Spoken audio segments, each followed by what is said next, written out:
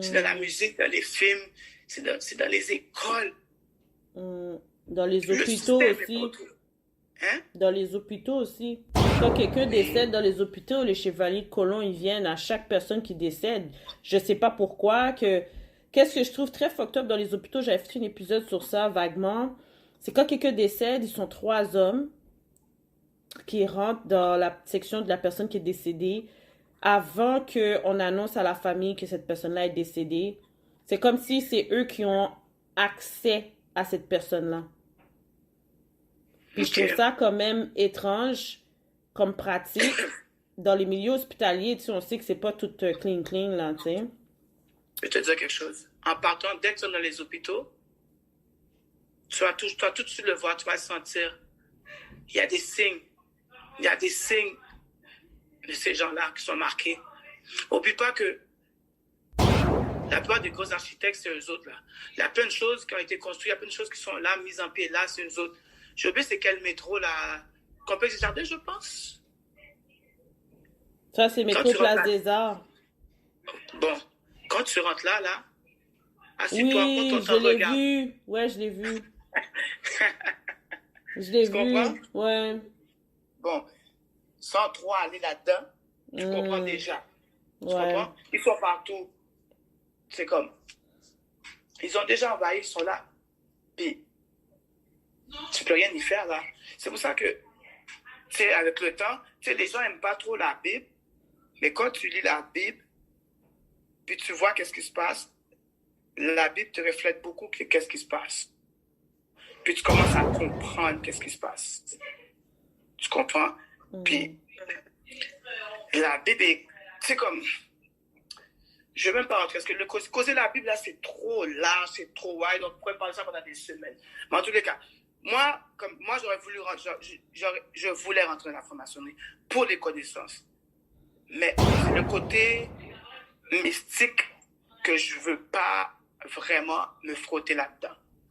Parce qu'en même temps, ma mère, avant de mourir, elle m'avait pris dans un coin. Elle m'a dit, chérie, promets-moi de ne jamais rentrer dans les affaires mystiques. J'ai fait la promesse de ne jamais rentrer dans les affaires mystiques. Hmm. Elle est morte. Ouais. Tu comprends? Je lui ai fait une promesse de ne pas rentrer dans les affaires mystiques. C'est vraiment ça. Puis je ne vais pas mentir, moi, et même dernièrement, ça m'est déjà arrivé, mais maintenant, j'ai plus peur. J'ai plus peur. C'est une petite histoire qui m'est arrivée dernièrement, ça fait quelques mois. J'étais couché seul dans mon lit. Puis, j'entends un bruit. Mon matelas, dans le temps, il y avait le plastique toujours. Puis j'entends le plastique. Chose. Puis je vois pas comme si quelqu'un qui marcherait à genoux sur le lit. Puis j'ai dit, mais là, tu sais que j'ai pas peur. J'ai commencé à prier. That's it. J'ai prié. Puis que c'est arrivé, j'ai entendu un vent. Puis c'est parti. Je dormais pas. Je dormais pas. Il y a des fois, tu dors, tu fais des rêves à moitié éveillé. Je dormais pas, j'étais bien éveillé. Parce que quand tu dors, tu te réveilles, tu sursautes. Ouais, J'ai pas exact. sauté. J'étais couché. T'étais là. J'ai ri. J'ai ri parce que j'ai plus peur. Ça m'est tellement arrivé, j'ai tellement eu peur que maintenant, je suis immunisé à ça. Je sais que je dois prier. Parce que la seule personne qui peut t'aider, c'est C'est Dieu. le maître suprême. Yep. That's it. Tu vois ce que je veux dire? Fait Donc, je sens que des fois, j'apprends à mes enfants, je dis, priez chaque nuit, essaie de prier. Des fois, je prie pour eux autres. Puis, je vais à côté de je prie. C'est comme, il faut prier. Tu vois ce que je veux dire? Il ne faut pas avoir peur. Des fois, ma fille a, oh, j'ai peur. Mon bébé a 2 ans. Ben, il a peur. Je prie avec eux autres. Ils se recouchent. Tout est correct. Comme, il faut apprendre à l'enfant à prier. Tu vois ce que je veux dire? Puis savoir qu'il y a un maître suprême qui est là pour nous protéger. Tu vois ce que je veux dire? Puis, c'est ça. Mais sinon, comme je te dis encore, j'aurais voulu rentrer, mais c'est le côté mystique que j'avais promis à maman de ne pas rentrer qui fait que je ne suis pas rentré. Puis ma famille aussi. C'est vraiment ça, là. Fait que est-ce que tu confirmes dans les salons de coiffure, ils utilisent les emblèmes maçonniques parfois? Ou dans les commerces, ils font des incantations, des choses comme ça? Chez Réul, non. Chez Réul, moi, je te dis automatiquement, chez Réul, non. Réul, c'est quelqu'un qui a grandi à l'église avec sa mère, puis jusqu'à présent, sa mère, si Réul campait toujours, c'est grâce à sa mère.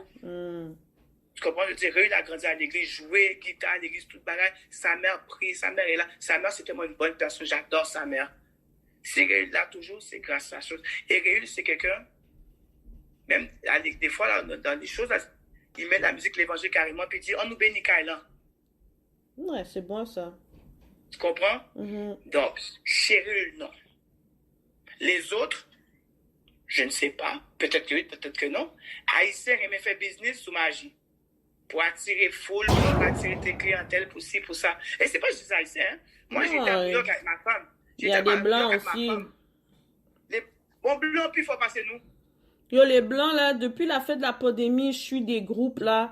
Puis les gens expliquent comme, yo, il faut faire notre réunion de cabale prochainement dans nos commerces, puis tout ça. Puis quand je regardais les gens, je voyais que c'était des avocats, des médecins. C'est un groupe, là, qui a plusieurs personnes de différents niveaux sociaux. Puis je suis restée là, je lisais ça, puis j'ai dit, guette, les gens, eux, les blancs, sont pas dans tout ça, eux, là. Eux, c'est la cabale 100%, là, qui pratiquent, là. Puis ils sont bien campés mine devant toi. Il faut que tu saches d'où sort la cabale, puis tout ça, tu comprends? Puis tout, reculer. Mais blanc, puis il faut passer nous, là. Je te dis, ce partenaire-là, il est plus dans le pays. Mais il était dans le pays, c'était un immigrant. Il a dit, yo, il a été en Haïti à chercher point zombie pour aller au casino parce qu'il avait besoin d'argent. So, il va dépenser son argent en Haïti pour aller chercher des zombies. Pour aller au casino de Montréal. Mais il y a plein d'Haïtiens qui font ça, là. Ouais, mais ça marche-tu? Si c'est pas ça, ils vont s'assurer d'être avec quelqu'un qui connaît, qui aurait de la chance ou une bonne énergie pour l'amener au casino avec eux, pour qu'ils puissent monter sur leur chance pour gagner, tu comprends? Ouais, mais... Il y en a, ils font ça beaucoup. Il y en a même qui évitent des gens dans leur commerce parce qu'ils connaissent leur force pour que leurs affaires fonctionnent, tu sais? Oui, ça c'est sûr, mais... Et encore là, le panneau est arrivé, il arrive au casino de Montréal, mais tu sais que le casino est construit sur l'eau. Ouais, exactement. Tu sais dans le mysticisme, dans l'eau, quelle est la valeur, quelle est l'importance de l'eau. So, les Blancs n'est pas imbéciles, là. Ils ont construit le gros casino sur l'eau. So, lui, je pense smart, il va en Haïti à dépenser l'argent, à chercher zombies. Alright. Il arrive devant le casino, tout seul, bien monté, genre il qu'on dit. La sécurité est arrivée, est-ce que tu as dit, toi, tu peux rentrer, mais tes amis ne peuvent pas rentrer. OK? Okay. Le panier est tellement saisi, il est venu raconter ça au salon. Il a dit, monsieur, m'a cherché pour Haïti, m'a cherché 2 zombies. Moi, il fait devant porte la sécurité, dit, ou à prendre 2 nègres sans pas de qui j'en fais, ouais, nègres. Ah, blanc, puis il faut passer nous. Mais c'est parce que déjà en partant, en tant qu'agent de sécurité, tout dépendant dans quelle sphère sociale que tu travailles, il y a des initiations puis des assermentations que tu dois faire. Comme la plupart des gradués, je me rappelle, j'avais partagé ça sur les réseaux sociaux, là, sur Facebook, il y a peut-être 2 ans, 3 ans de ça. La plupart des gens gradués, ils vont faire leur assermentation dans une franc-maçonnerie avant de recevoir leur bac ou leur maîtrise. Ils n'ont pas le choix parce que ça marche ensemble. Puis à partir de là, ils vont réussir dans leur carrière. Tu comprends? Les gens prenaient ça comme une joke, là. Les affaires de même. Dans la musique aussi, ouais. Ils doivent pledge des affaires. Comme c'est fucked up. Il y a un monsieur qui l'a dit. Le monsieur a dit, oh, dans une des affaires, ils disent que j'oublie c'est quoi qu'elle avait dit. Puis c'est une des lois, ils disent il ne faut pas trop donner j'oublie c'était quoi l'affaire, comme il ne faut pas donner trop de choses pour guérir les gens, parce qu'il n'y aura pas de nous sans des gens malades. C'est-à-dire comme si il a dit un patient de guéri, c'est quoi, j'oublie ça. Tout ça pour dire qu'ils ont besoin de gens malades, ils ont besoin de ci, ils ont besoin de ça. So, il y a des affaires qu'ils savent qu'ils ne peuvent pas dire, ils doivent garder ça entre eux. C'est comme, yo, c'est vraiment fucked up, là. C'est des méchants, là. Yo, et quand ils font assermenter tout ça, là, yo. Hey. Les gens Et prennent pourtant, ça j'ai. pour une joke, là. C'est pas une joke. Hum, Fait que là, c'est. pour clôturer notre épisode d'aujourd'hui, est-ce que tu pourrais confirmer que ça sert à rien les hommes ou les femmes qui utilisent la magie pour leur commerce, leurs relations, pour avoir de Je te donne un exemple. l'argent, pour rester beau, pour être belle, Moi, tout... je vais te dire quelque chose. N'oublie jamais. Bon Dieu, bah, Dieu te donne, il te demande rien en retour. Le diable te donne, il t'expose et il te demande en retour. Et si tu ne donnes pas, il prend ta vie. Donc, à la fin de la journée, c'est de la bullshit, ces affaires-là. Deuxièmement, histoire personnelle, mon oncle, c'est un médecin en Haïti. Depuis le primaire, il fréquentait une fille, tout allait bien. Toute la famille aimait cette fille. Mais il y avait une autre qui l'aimait, mais lui, il ne voulait rien savoir. Mais même mon grand-père ne voulait pas. Parce que mon grand-père, c'est bizarre à dire, hein? Mon grand-père, c'est quelqu'un qui est à l'église, qui est vraiment croyant, il rest in peace. Mais la plupart de ses filles sont toutes des mambos. Mais, qu'est-ce que je te dis? C'est la vie. On ne peut pas contrôler ses enfants. Mais lui, il n'aimait pas ces enfants-là. Il savait que la famille de la fille et la fille pratiquait ça. So, il ne voulait jamais rien savoir. Mais le problème, mon oncle, c'est un vicieux. Il dit rien même manger. So, quand ils ont fini de graduer université, lui puis sa copine, dans le temps, ils étaient fiancés. Ils étaient tous les deux médecins. À une semaine de leur mariage, la famille de l'autre fille l'a invité à la maison et dit, regarde, on fait un souper parce que tu as gradué, félicitations. Ils ont fait la magie, ils ont fait ci, ils ont fait ça. Puis après le souper, mon oncle a pété une coche. Il a lagué sa femme, puis il a été un peu se marier avec sa femme, il a été se marier avec l'autre fille. Oh, wow. Ok, c'est beau. Ils sont mariés, ça allait bien. Mais qu'est-ce qui arrive quand tu fais ça? À un moment donné, ça arrive que soit ça ne marche plus ou bien tu forces la personne à t'aimer. Là, qu'est-ce qui arrive? Le vrai côté des choses sort. Le partenaire ne l'aime plus. Elle n'aime plus le partenaire, il n'a pas qu'à quitter. Il a collé. Elle a essayé de tuer mon oncle même 3 ou 4 fois. L'huile chaude, de l'eau chaude, piqué, toute bagaille. Mais c'est toi qui l'as marié.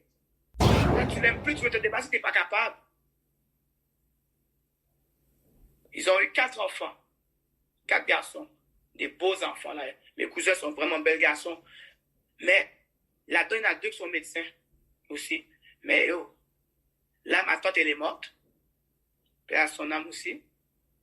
Mais tu as voulu faire quelque chose. Puis là, maintenant, tu ne le veux plus, mais tu es pogné avec.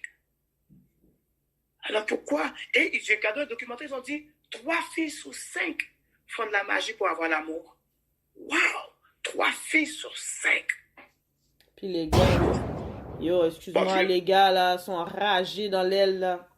Il y en a il y en a qui montent leurs outils, là, pour que les femmes les abandonnent pas, là. Puis après ça, je sais pas comment dire ça, les autres osent te pointer du doigt que, yo, pourquoi tu restes pogné sous ce gars-là? Ben, excuse-moi, là, j'essaye, puis c'est comme, chaque fois, me font petit courir, s'acriver, me tomber sous le encore, vous comprenez?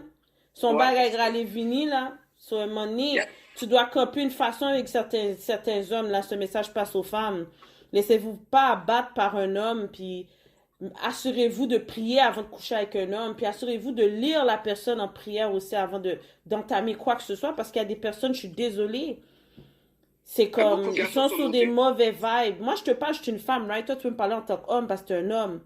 Mais il y a des hommes qui font la même chose, là. Oui. Comme ils veulent pas qu'une fille soit avec quelqu'un, là, tu sais. Je sais pas pour les hommes, mais j'ai entendu qu'il y a beaucoup de gars qui sont montés. Il y a des gars qui mettent des affaires dans leur bail, ils just bon, on pointe, puis après, au gaga, au fou.